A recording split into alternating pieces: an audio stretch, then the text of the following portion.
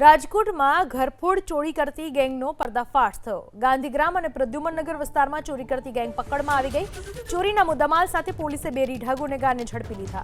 સોનું ચાંદી સહિતની રોકડ રકમ પોલીસે જપ્ત કરી।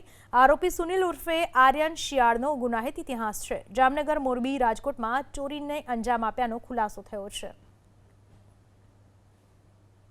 શહેરના બે અલગ અલગ પોલીસ સ્ટેશનના અલગ અલગ વિસ્તારોમાં થયેલી 5 અનડિટેક્ટેડ ગરફોડ ડિટેક્ટ કરવામાં આવેલ છે।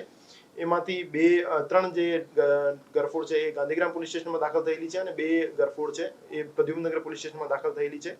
એ બે રીઢા ગુનેગાર જે છે એ 5 રહેણાંક મકાનોમાં ઘૂસી એમાં ગરફોડ ચોરીને અંજામ આપ્યો હતો। તો આ બંને ગુનેગારોને ચોરીમાં ગયેલ મુદ્દામાલ સાથે રાજકોટ શહેર ક્રાઇમ બ્રાન્ચ દ્વારા અટક કરવામાં આવેલ છે।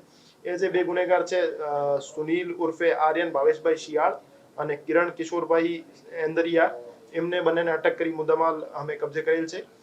સુનિલ ઉર્ફે આર્યનના વિરુદ્ધ 9 ગુના દાખલ થયેલા છે, જેમાં લૂંટ, ચોરી, ગરફોડ, મારામારી અને સ્નેચિંગના ગુના છે।